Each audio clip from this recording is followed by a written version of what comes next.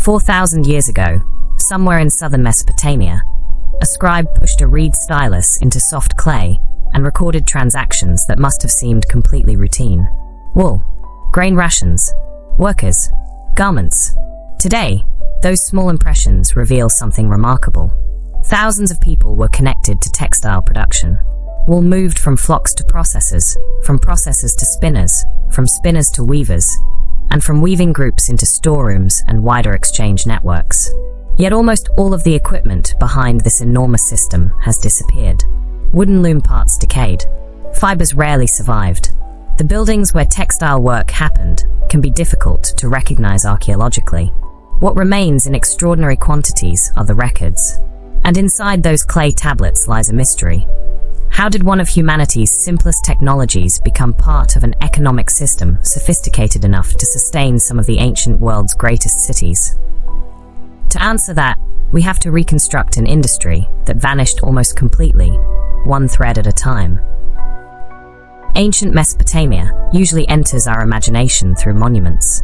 We picture the towering religious precincts of Uruk, the prosperous city of Ur, monumental mud brick architecture, rulers, canals, and thousands upon thousands of clay tablets covered in cuneiform signs.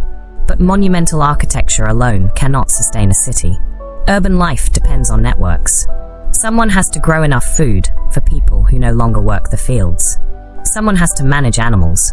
Someone must transport goods between settlements. Craftspeople need raw materials. Workers need regular provisions. Merchants need products that can travel.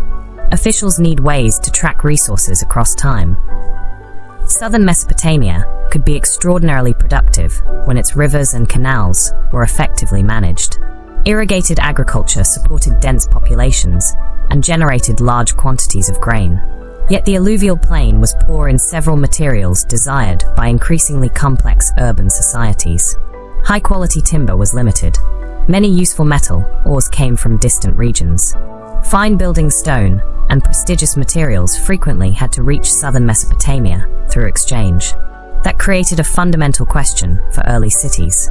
What could they produce? Agriculture was essential. Livestock was essential. But another commodity possessed an unusual combination of advantages. Wool. Sheep could convert vegetation into a renewable fiber. Human labor could then transform that fiber repeatedly. First into prepared wool, then into yarn, then into fabric and finished garments. The completed textile was useful, portable, storable, and labor-intensive. It could clothe institutional personnel. It could form part of distributions and payments. It could be stored in administrative centers. And in some periods it could circulate through regional and long-distance exchange. The history of Mesopotamian textiles is therefore much larger than the history of clothing. It is a history of organization.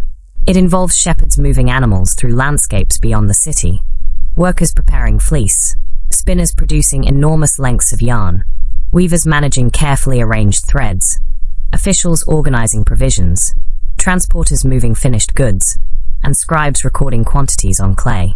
Women appear at the center of much of this documented textile labor.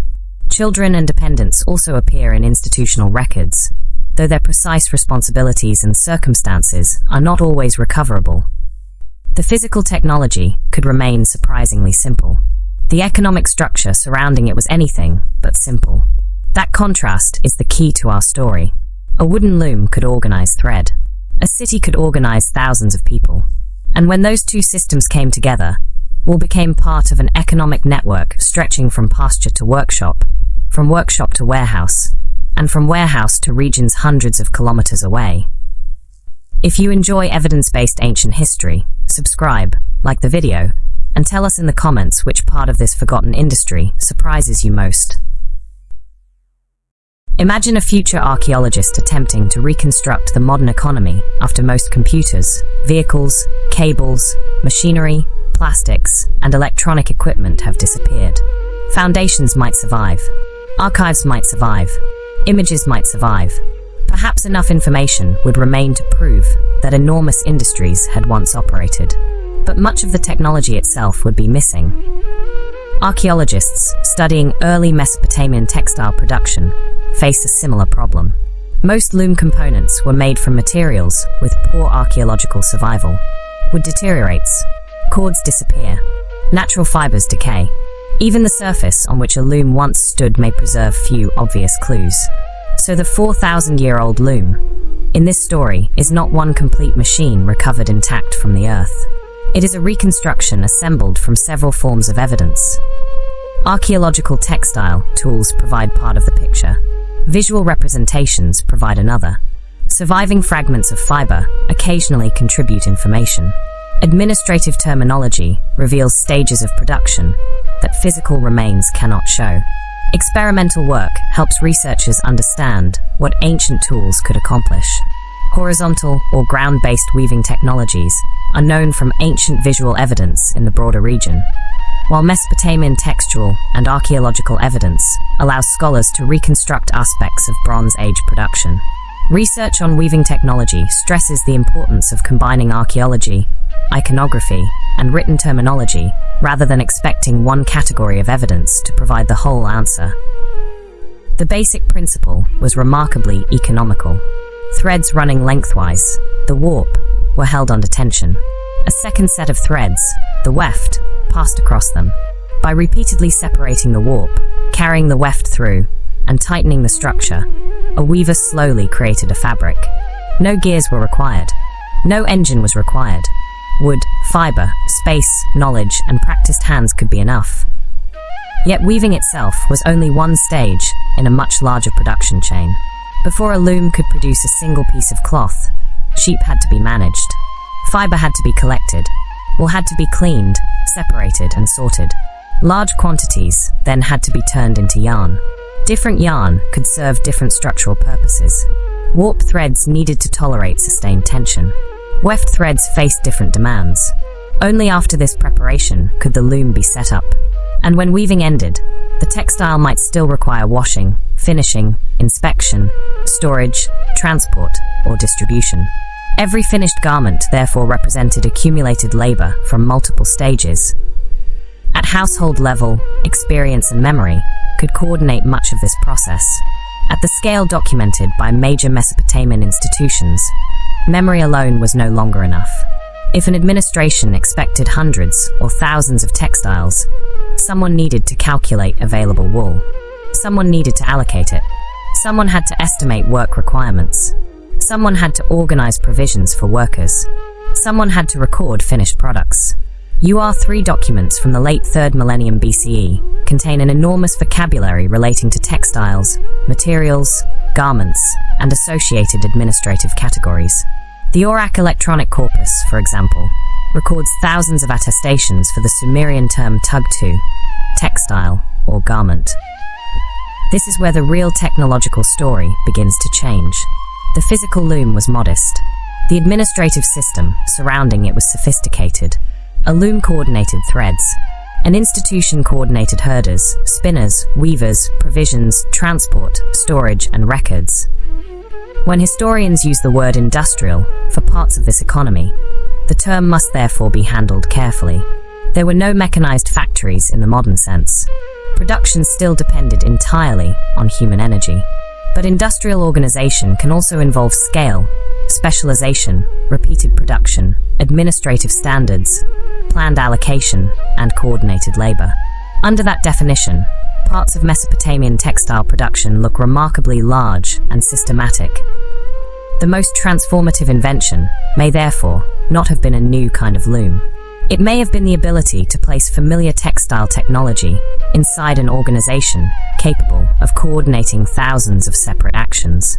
Once that occurred, weaving could become more than a household craft. It became part of the economic infrastructure of the city.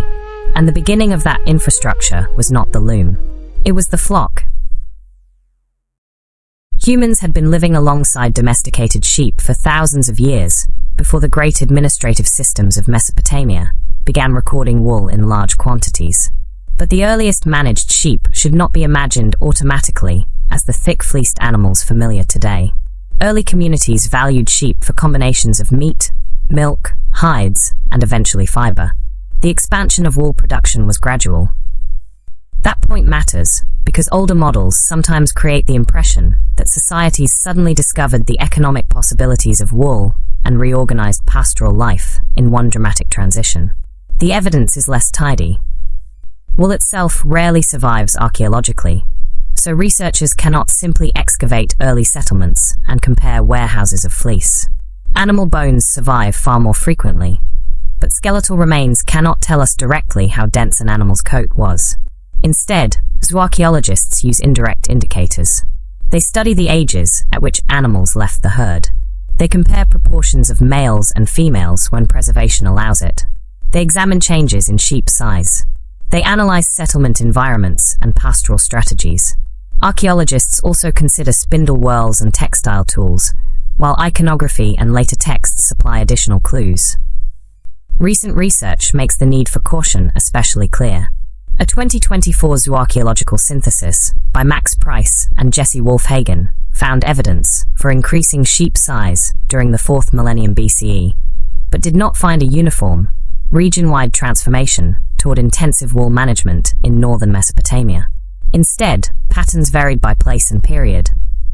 That fits the more careful interpretation used throughout this documentary. There was not necessarily one wool revolution. There were changing strategies. Some herds may have been managed for mixed purposes. Local ecology mattered.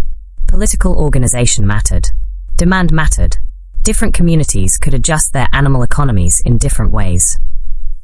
Over time, however, wool became extraordinarily important. Sheep possessed a basic economic advantage. They could convert vegetation unsuitable for direct human consumption into useful products. Irrigated barley occupied valuable agricultural land. Sheep could also use steppe zones, seasonal grazing areas, and landscapes beyond the intensively cultivated core.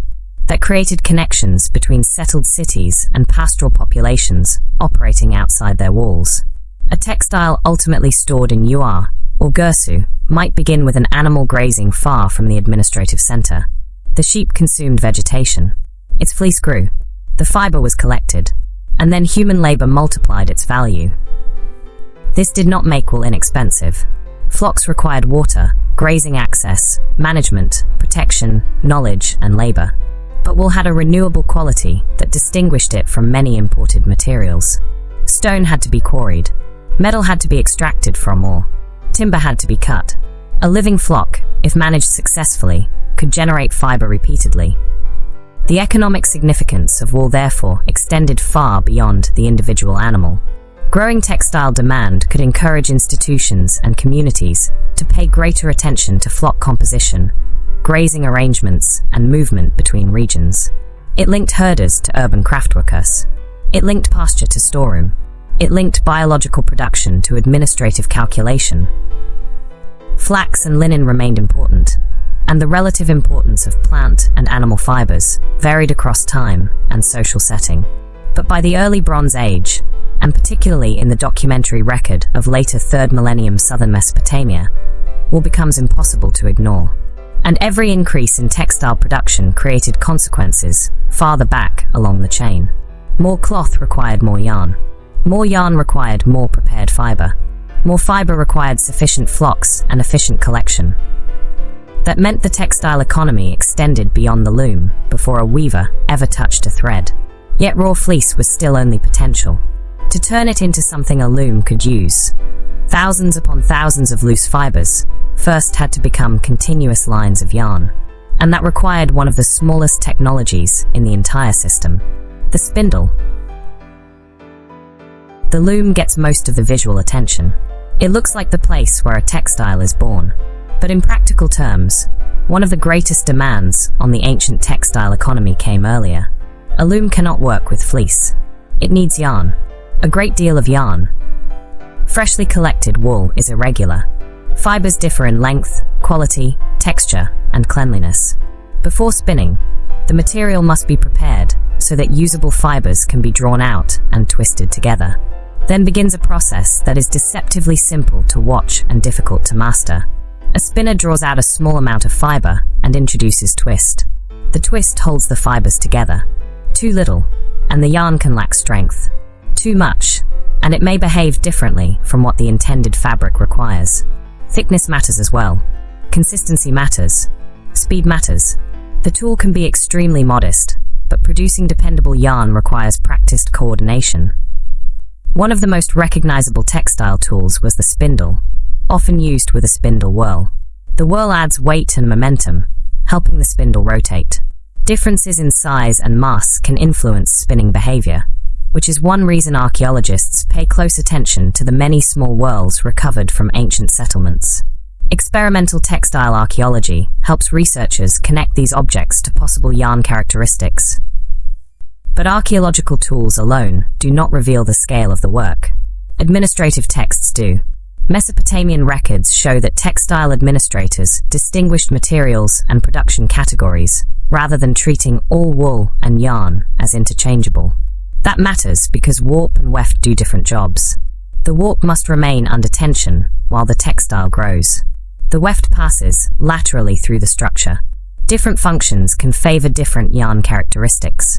When administrative documents begin separating production in this way, something important has happened. Technical craft knowledge has entered bureaucratic accounting. An institution is no longer simply handing someone a quantity of wool. It is attempting to plan transformation. Now consider the labor hidden inside a finished garment. Even a single substantial piece of cloth can consume a very long length of yarn. Multiply that by hundreds of textiles. Then consider clothing and textile requirements across institutional workers, dependents, officials, religious establishments, storage systems, and exchange. The demand for spinning becomes enormous. Historically, that creates a basic production problem. Weaving can consume yarn faster than an individual spinner can create it. If enough yarn does not arrive, the loom has nothing to do. Large textile systems therefore need large spinning capacity. The records suggest that spinning and associated work occurred through multiple arrangements rather than one universal workshop model. Some activity surely remained embedded in households. Other work was connected more directly to institutions. Materials could be allocated. Groups could be supervised. Work expectations could be recorded. Women are especially prominent in the surviving evidence, and dependents and children appear within the larger institutional environment. We should avoid pretending the documents allow us to reconstruct every person's exact daily experience.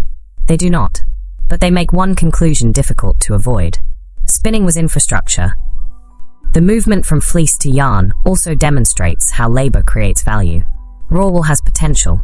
Prepared wool is more useful. Yarn has absorbed additional skill and time. Finished cloth incorporates even more. A garment arriving in a storeroom therefore represents far more than the raw material taken from a sheep. It contains accumulated human effort. That characteristic made textiles particularly useful in institutional economies. They were portable. They were durable enough for circulation. They could be categorized. And they could embody very large amounts of work in a manageable physical object. This also explains the administrative obsession with quantities. If wool was distributed for processing, officials wanted some idea of what should return. How much yarn? What kind? How much finished cloth? How much material remained? How much work was expected? Ancient accounts were not perfectly standardized modern business records. Units varied, local practices differed, and scholars continue to debate many technical terms. But the attempt to quantify production is unmistakable. Wool became numbers. Labor became numbers. Time could become numbers. Finished garments became numbers. The spindle remained tiny. The administrative structure around it grew enormous. And when enough yarn had finally been produced, the system moved toward the stage we instinctively recognize as textile making. The threads were measured. The warp was arranged. Tension was established. And weaving began. At first glance, a ground loom hardly looks like a technology capable of supporting an urban economy. There is no engine, no complicated transmission, no heavy metal framework. Its power comes from a much simpler principle: controlled tension. Long warp threads must remain ordered and stretched correctly. The weaver opens a path through them, carries the weft across, tightens the new row, and repeats the process. Across, set, adjust, across again. The rhythm can continue for hours. The innovation is not that the machine performs the work by itself. It does not. Its advantage is that it allows one person to control the relationship between many threads simultaneously. Preparing the warp is therefore crucial. The longitudinal threads must be measured and arranged with care before the weaving progresses. Uneven preparation can affect the entire fabric. The weaver constantly maintains order. Edges must remain controlled. Broken threads require attention. Density must remain suitable. Width must remain reasonably consistent. A finished piece of plain cloth may look simple. During manufacture, however, it represents hundreds of small decisions.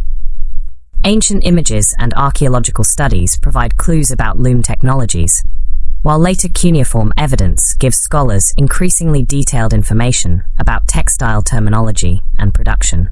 Cecile Breniquet's research emphasizes precisely this combination of archaeological, technical, and iconographic evidence. The texts reveal another important development. Institutions cared not only that cloth existed, they cared about categories, quality, quantities, material allocation, work, distribution. That suggests pressure toward repeatability. In a household, 2 garments can differ considerably and still serve their purpose. A large institution responsible for supplying many people benefits from recognizable categories and predictable resource requirements. Administrators need to estimate how much wool a textile should consume. They need some expectation of how much work is involved. They need ways to distinguish different products. That is not identical to modern quality control, but it is a form of standardizing expectation. The loom became the point where administrative planning encountered craft skill. Wool and yarn had already passed through other hands. Spinners had invested hours in producing thread. The weaver then combined that accumulated labor into fabric. After weaving, other specialists could wash, finish, or prepare the cloth. Porters might move it. Storehouses might receive it. Officials might allocate it. Every stage relied on what came before. This is one reason ration tablets are so valuable. A record showing grain allocations associated with textile workers may seem less dramatic than a ruler's inscription. Economically, it can tell us far more about how production operated. Workers had to eat. Continuous work required continuous provisions. That connects the loom directly to the agricultural landscape. Fields produced grain. Grain supported workers. Workers transformed wool. Finished goods entered the institutional economy. The institution coordinated land, provisions, raw material, labor, and storage. The textile system was therefore not a separate craft world. It was embedded inside the entire urban economy. The word factory can still be misleading here. It encourages us to imagine one enormous, enclosed building with identical workstations. Ancient production could be much more distributed. People associated with a single administrative establishment may have worked in several places. Some production remained household-based. Other work was much more closely attached to institutions. The defining feature was not necessarily architecture. It was coordination. A familiar wooden tool could produce goods at extraordinary aggregate scale when enough workers were linked through shared systems of supply, accounting, and distribution. That changes how we should think about technological transformation. A society does not always change because a machine suddenly becomes more complicated. Sometimes the machine stays almost the same while the organization surrounding it changes completely. The loom remains wood. The thread remains fiber. The energy still comes from human hands. But the economic network expands. And that expansion raises another question. Who were the people performing all this work? The surviving accounts provide an answer that monumental history often hides. Many were women. Some of the most revealing evidence for Mesopotamian textile production is not a surviving garment. It is administrative enumeration. Records associated with the province of Lagash preserve textile labor groups that reach into the thousands. Martin Stol's survey of women and work in the ancient Near East draws together cuneiform evidence showing just how prominent women could be in institutional textile production. His treatment remains an important scholarly starting point for understanding female labor in Mesopotamia. Numbers on this scale can easily produce the wrong mental image. We should not picture several thousand women necessarily seated inside a single enormous factory hall. An administrative category may unite multiple teams, settlements, households, supervisors, and forms of production. Nor can we assume that everyone in such records possessed the same legal status or degree of independence. Institutional populations could include free people, dependents, individuals performing obligations, and people living under legally unfree conditions. The vocabulary and circumstances changed across periods. Often, the personal situation of an individual worker cannot be recovered. What can be seen much more clearly is gender. Women dominate substantial portions of the documented textile workforce. That reflects a broader association between women and textile skills in the ancient Near East. But the Mesopotamian evidence allows us to watch something especially significant happen. Knowledge associated with household production could be incorporated into much larger administrative systems. The fundamental skill did not have to change. The surrounding relationships did. A spinner or weaver might use techniques familiar across generations. But if an institution provided the wool, recorded quantities, specified obligations, distributed provisions, supervised groups, and received the finished cloth, the economic meaning of that work was transformed. This is one path toward large-scale production without mechanization. Instead of replacing human skill with machines, an organization coordinates many skilled people simultaneously. The appearance of children and dependents in the records makes this history more complicated. Their presence should not automatically be interpreted in one uniform way. Some children may have assisted adults. Some may have been listed as dependents attached to a household. Others may have participated more directly in structured work environments. Ancient records rarely give us enough information to reconstruct every daily experience confidently. Still, their presence reminds us that large institutional economies were hierarchical. The benefits of greater output were not necessarily shared evenly by everyone involved. When discussing extraordinary productivity, we should therefore also discuss the human burden behind it. Time mattered. Physical strain mattered. Degree of personal choice mattered. A textile cannot tell us those things by itself. Finished cloth smooths away the differences between everyone who contributed to it. It cannot tell us whether a spinner enjoyed her work. It cannot reveal whether a young dependent was being taught a skill or participating because the household had few alternatives. Administrative records are often the only doorway into these questions. Ration documents are particularly revealing. Grain allocations linked labor directly to subsistence. An institution that provided measured food allowances to attached workers did more than supervise production. It could shape economic dependence. Food moved from fields and estates into administrative stores. From there it could support workers. Their labor generated goods that returned to institutional circulation. The system connected agriculture to textiles in a direct loop. This is where gender, administration, labor, and inequality intersect. Large organizations could improve coordination. They could plan output. They could track resources. They could move goods efficiently. But institutional efficiency is not identical to individual well-being. A system may become more productive precisely because its administrators gain greater control over time, materials, and obligations. The people behind the cloth, therefore, need to remain visible. Mesopotamian history has traditionally been easy to tell from the top. Rulers carved their names into monuments. Officials appear in texts. Temples and palaces dominate excavated landscapes. But cities depended on far larger populations, whose names were rarely important to official archives. Documents often count such people collectively. A group of women, a team of workers, a number of dependents. Their individuality fades while their work remains measurable. Yet remove their contribution, and the entire textile system stops. Fleece accumulates without becoming yarn.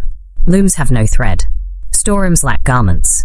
Exchange networks lose a major manufactured product. The remarkable scale of Mesopotamian textile administration therefore rests on countless acts of ordinary work. And once thousands of people and huge quantities of goods become part of one system, another technology becomes indispensable. Not the spindle, not the loom. Writing. Cuneiform is famous today for literature. epic narratives, hymns, royal inscriptions, legal texts. But the history of writing in Mesopotamia is inseparable from administration. Long before later scribes copied famous literary compositions, institutions were concerned with counting grain, animals, containers, land, labor, provisions, textiles. Large-scale textile production creates exactly the problem that record-keeping is designed to solve. A household can remember a limited number of obligations. A major institution cannot reliably track thousands of transactions by memory alone. Scale overwhelms memory. Writing creates an external memory. An animal exists in one location. A quantity of wool moves somewhere else. A worker performs a task on another day.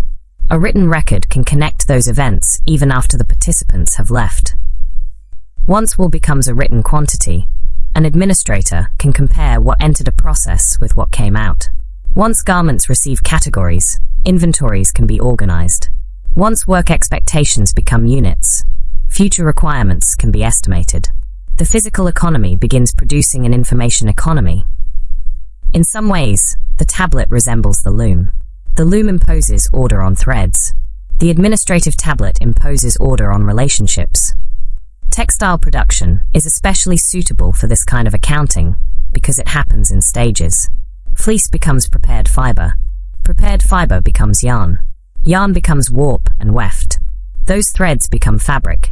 Fabric may become a garment or another finished textile. Every transition creates an opportunity to record movement. What quantity was issued? To whom? For what purpose? What should return? How much time was allocated? What remained afterward? No surviving tablet gives us a complete diagram of the entire industry. But thousands of documents preserve fragments of the process. Some record wool. Some identify textile categories. Some concern provisions. Some enumerate personnel. Others record finished goods. Together they reveal an administrative landscape far larger than any single archive entry. That is one of archaeology's great ironies. Most wool vanished. Most wooden textile equipment vanished. Clay accounting records survived. The paperwork outlived the product. That reversal profoundly shapes what we know about the ancient economy. The tablets also demonstrate a transformation in how work could be understood. Human activity could be rendered numerically. A worker became part of an allocation. A quantity of grain became a standardized provision. A production task became an expectation that could be compared with an account. Measurement had advantages. It allowed institutions to coordinate far more resources than memory alone could manage. But measurement also expanded administrative power. The better an organization can quantify people and goods, the more closely it can supervise them. This is why bureaucracy should be considered a technology. A mechanical device can increase physical output. A bureaucratic system increases organizational reach. Mesopotamian textile production combined the two. Spindles and looms transformed fiber physically. Records transformed thousands of separate transactions into one system. Writing also extended institutional memory beyond the lifespan or tenure of individual administrators. A new official could inherit records. Categories could persist. Transactions could be checked. Archives could preserve precedents. The institution acquired a memory that no single worker possessed. That creates a feedback loop. Larger organizations require more records. Better records allow organizations to manage greater complexity. Greater complexity generates more records. Textiles were certainly not the only economic activity encouraging this development.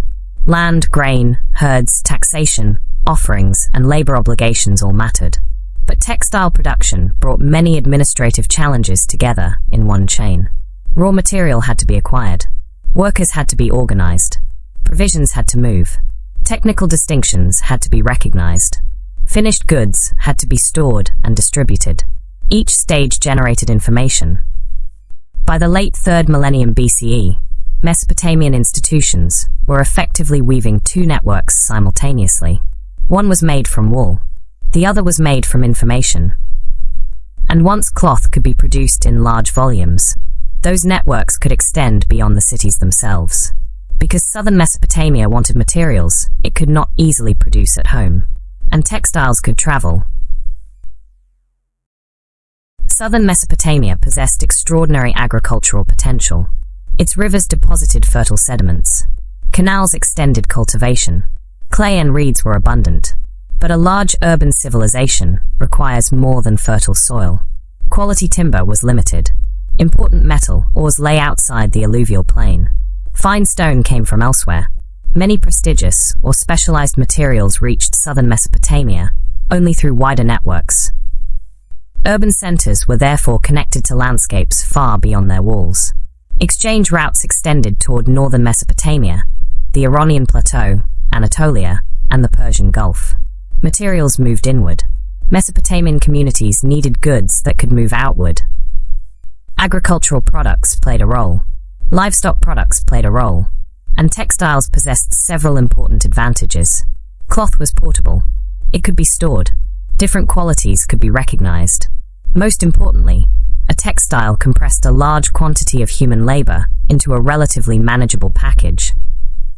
A bundle of wool cloth represented much more than fiber. Pasture had supported the animals. Herders had managed them. Other workers had prepared the wool. Spinners had produced long lengths of yarn. Weavers had assembled the fabric. Additional specialists might finish it. Administrators had supplied, measured, and recorded the process. By the time the cloth moved into circulation, a long production chain had become concentrated inside one object. That mattered in an era when transportation was expensive. Moving heavy materials required boats, pack animals, people, time, and infrastructure. Manufactured goods containing substantial labor value could be particularly useful in exchange. This does not mean we should imagine every shipment of foreign copper being purchased directly with a matching pile of Mesopotamian cloth. Ancient exchange networks were far more complex than a simple one-for-one barter system. Textiles could circulate through institutional distribution, commercial exchange, gifts, and other arrangements that changed by period. But woolen goods clearly became important enough that they connected textile producers to economic worlds far beyond the loom. The best-known long-distance textile trade involving Mesopotamian merchants developed especially strongly in later periods, including the old Assyrian trade with Anatolia. The broader principle, however, already mattered earlier. Manufactured textiles gave institutions a portable product in which local labor could be converted into value. Transportation infrastructure was therefore fundamental. Rivers and canals did more than water fields. They were routes of movement. Boats carried grain, animals, wool, cloth, people, administrative supplies. A canal could connect agricultural production to a workshop to a storage facility to another settlement. Cities depend on such flows. Urban populations consume continuously. Food must arrive. Fuel must arrive. Raw materials must arrive. People and goods must move. If those flows weaken, urban life becomes difficult. Textiles helped integrate several of these systems. Growing wool demand affected herding. Large spinning and weaving operations increased labor requirements. Workers needed food. Food requirements connected textile administration back to agriculture. Finished goods entered redistribution and exchange. Exchange brought in materials supporting other crafts and institutions. Those crafts created further demand. The network reinforced itself. This is why scholars sometimes describe textiles as an industry capable of stimulating several other sectors at once. It reaches backward into pastoral production, forward into exchange, sideways into agriculture, transport, administration, and household organization. But chronology matters. The clearest evidence for enormous institutional textile establishments belongs largely to the later 3rd millennium BCE. Urban development in Mesopotamia had begun centuries earlier. Uruk was already a great city long before UR3 administrations documented textile labor in such extraordinary detail. Wool therefore cannot be treated as the single cause of Mesopotamian urbanization. The relationship was reciprocal. Growing cities created demand for textile production. Institutions created the ability to assemble raw materials and labor. Large textile industries then strengthened those institutions by supplying garments, supporting redistribution, mobilizing workers, and contributing to exchange. The city helped enlarge the textile economy. The textile economy helped sustain the city. That is a more defensible argument than claiming one invention created urban civilization. And it brings us directly to the central question. Did Wool really build Mesopotamia's first cities? It makes a powerful headline. Wool built Mesopotamia's first cities. But history becomes more interesting when a bold claim is tested rather than simply repeated. So what does the evidence actually support? If built means that wool production directly caused the first cities to appear, the answer is no. Urbanization was already developing through a combination of forces during the 4th millennium BCE. Agricultural intensification mattered, irrigation mattered, population concentration mattered, institutions mattered, regional exchange mattered, political organization mattered, craft specialization and administration mattered. Wool belonged to this changing economic world, but it cannot be isolated as one master cause. Recent zooarchaeological research strengthens that caution. The evidence from northern Mesopotamia does not support one dramatic, universal transformation of herding towards specialized wool production. Changes appear more variable and locally specific. And the enormous textile organizations highlighted in later administrative documents are best evidenced after urbanism was already established. So the literal claim needs qualification. But cities are not built only once. They also have to keep functioning. They must feed people year after year, support specialists, organize labor, acquire resources, move goods, maintain institutions, adapt to changing conditions. If built is understood in that broader structural sense, wool becomes much more important. Textile production linked ecological zones. Sheep could make use of grazing landscapes beyond intensively irrigated fields. Herders supplied fiber. That fiber moved towards settlements. Spinners transformed it into yarn. Weavers transformed yarn into cloth. Officials tracked allocations and output. Finished goods moved into storerooms, households, institutional distributions, and exchange. Each stage created connections between people who might otherwise occupy very different economic worlds. Wool also possessed the advantage of renewability. A successfully maintained flock could produce fiber repeatedly. Labor then increased the material's value at every stage. By the time a textile was finished, it embodied accumulated time and skill. That made cloth unusually useful as an institutional good. It could be stored, issued, transferred, given, exchanged. Large-scale textile production also gave institutions a way to organize significant dependent populations and labor obligations, sometimes within arrangements that were highly unequal or compulsory. That strengthened administrative capacity. Supervision increased. Food provisions could be linked to work. Material allocation could be standardized. Output could be recorded. Textile production therefore generated more than fabric. It generated administration. This is the more useful sense in which wool helped build Mesopotamian urban life. It helped construct connections between agriculture and pastoralism, between household skill and institutional production, between raw materials and record-keeping, between food supply and labor, between southern Mesopotamia and external resources.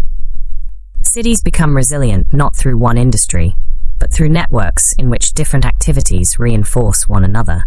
Agricultural surplus supports specialists. Specialists generate products. Products enter distribution and exchange. Exchange brings resources. Institutions coordinate the flows. Textiles were one particularly strong thread in that web. The story also challenges modern assumptions about technological progress. We tend to imagine transformation as better machines replacing older ones.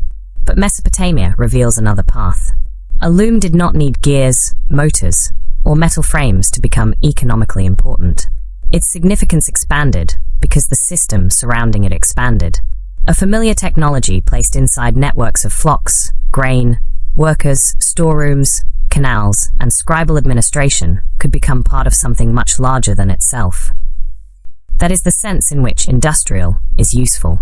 Not because Mesopotamia resembled a 19th century factory economy. It did not. But because some textile production became large-scale, specialized, repetitive, and administratively coordinated. And none of it functioned without people. Women spun. Women wove. Herders managed flocks. Dependents participated in institutional households. Porters moved goods. Boat crews carried cargo. Scribes recorded transactions. Supervisors coordinated work. The city emerged from their combined activity. Wool did not create the Mesopotamian city by itself. But once urban societies existed, textiles became one of the systems that helped make them larger, more connected, and increasingly capable of organizing complexity. Not the entire foundation, but certainly one of the structural supports. We began with an object that barely survives. A wooden wool loom from 4,000 years ago. Now we can reconstruct what that object really represented. Begin beyond the city. Sheep move across pasture. Herders manage access to water and grazing. They watch flock health, breeding, movement, and seasonal conditions. Vegetation becomes fiber. The fiber is collected, but fleece is not yet textile. It must be cleaned and prepared. Useful fibers are separated. Different qualities may be sorted. Then the spinners begin. A spindle turns. Loose fibers become a continuous line. Meter after meter. Hour after hour. Enough yarn must accumulate before the next stage can proceed efficiently. Some thread must withstand the demands of the warp. Other thread will pass through as weft. The yarn reaches the weaving stage. Threads are measured. The warp is arranged. Tension is established. Order becomes essential. Then the weaver begins. The weft crosses the warp. The fabric grows. Nothing moves without human energy. There is no motor. That is an important detail. The loom ultimately runs on food. The worker's energy comes from grain and other provisions. Those provisions come from agriculture. Agriculture depends on land and water. In southern Mesopotamia, reliable cultivation depended heavily on the management of rivers and canals. The loom is therefore connected to irrigation. If a worker receives institutional provisions, the loom is also connected to bureaucracy. A scribe records grain. Another document records wool. Supervisors coordinate groups. Finished textiles enter inventories. Now the loom is connected to administration. The cloth leaves the weaving environment. Someone carries it. It enters storage. It may be allocated to workers or officials. It may be transferred to another institution. It may move toward another settlement. Now the loom is connected to transportation. A boat travels through a canal. Bundles move across the alluvial plain. Agents and merchants connect local production with wider networks. Materials from distant landscapes enter Mesopotamia. Now the loom is connected to mountains, forests, mines, ports, and regions its weavers may never see. The wooden machine has expanded. It now includes sheep, pasture, water, grain, spinners, weavers, dependents, scribes, storehouses, boats, administrators, merchants, foreign resources. That is the real 4,000-year-old machine. No individual invented it. It developed gradually. Different components evolved at different times. Some were already ancient before the best documented institutional textile systems emerged. Yet by the late 3rd millennium BCE, the degree of coordination visible in administrative records was extraordinary. Large groups of textile workers could be enumerated, or could be allocated in measured quantities. Work could be calculated. Garments could be classified. Food could be distributed through regular administrative systems. Transactions could remain legible long after the people involved had disappeared from the historical record. The city had learned to transform biological production into manufactured goods. It had also learned to transform those goods into information. And then information could shape future action. A tablet was not simply a passive description. An allocation determined where material went. A provision account could determine what a working group received. A calculation established expectations. The archive itself became infrastructure. This is why some of the smallest objects in Mesopotamian archaeology carry such enormous significance. A spindle whorl fits in the palm of a hand. A clay tablet can be smaller than a modern phone. A wooden loom may leave almost no recognizable remains at all. Yet together, these technologies allowed organizations to coordinate people who did not need to know one another personally. That is one of the defining features of urban life. The shepherd does not need to know the weaver. The weaver does not need to know the administrator. The administrator does not need to know the boatman. Institutions connect their actions. Wool moves between them. Accounting makes those relationships traceable. Once we see that system, ancient Mesopotamia looks different. The temple still matters. So does the workshop. The ruler still matters. So does the spinner. The monumental inscription still matters. So does the ration account. Civilization was never sustained only by the spectacular things that survived. It depended on ordinary work repeated at immense scale. Stone survives well. Textile does not. That preservation bias can distort our picture of the past. Without administrative tablets, Mesopotamia might appear more monumental, more elite, and more male than its working economy actually was. The records restore part of what disappeared. The loom itself is largely gone. The network survives in clay. And when we reconnect those records, the machine begins to move again. 4,000 years ago, the sounds of textile production probably seemed ordinary. Spindles turned. Thread tightened. Wood shifted. Workers spoke. Wool arrived. Finished fabric entered storage. Scribes pressed signs into wet clay. Boats passed through canals. Sheep moved across grazing land beyond the urban core. None of these actions needed to look revolutionary. That is often how economic history works. The systems that make civilization possible are not always the systems celebrated in monuments. A loom is not a monumental temple platform. A spindle is not a ruler's statue. An accounting tablet is not an epic poem. But cities could not function through monuments alone. The evidence does not show that Wool single-handedly created Mesopotamian urban civilization. The first cities emerged from a much broader transformation involving agriculture, irrigation, population growth, institutions, political authority, specialization, exchange, and administration. Wool became one important element inside that transformation. It linked city and countryside. It connected pastoralists with textile workers. It connected barley fields with institutional provisions. It linked scribes with craftspeople. It connected locally available resources with long-distance economic networks. And perhaps most importantly, it shows how simple tools can become extraordinarily powerful when inserted into complex organizations. The loom organized threads. The institution organized people. Writing helped preserve the relationships between them. A clay record of wool or grain is therefore more than ancient paperwork. It is evidence for vanished work. Behind every quantity were people. Women whose spinning and weaving helped supply institutions. Herders whose animals produced the raw material. Young dependents growing up inside institutional households. Porters carrying goods. Boat crews moving cargo. Officials coordinating stores. Scribes transforming all of this activity into numbers.